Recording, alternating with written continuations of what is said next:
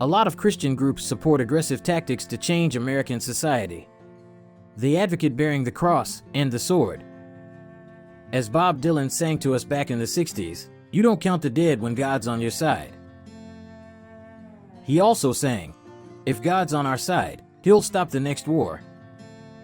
Perhaps we'd have a better chance of that if God was referred to as she instead of he. Hello again.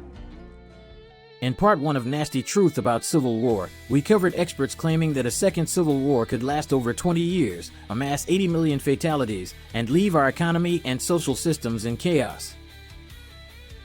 There would be uncontrollable disease, starvation, and our nation could be overrun by enemies.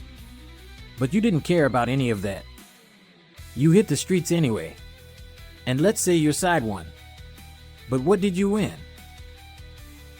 Like the Metallica song. But the castles crumble, and you're left with just a name. Where's your crown? King nothing. Come on. Polls show that less than 10% of the population advocate violence in order to facilitate political or social change.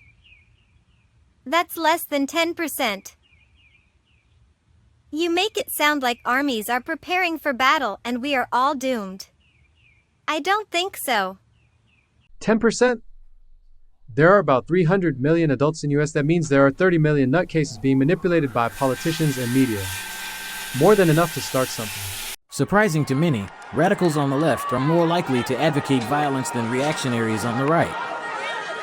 Polls show that close to 50% of those people questioned say they expect violence to erupt within the next 10 years. Some polls show up to 70% of Gen Z expect mass political violence within the next decade.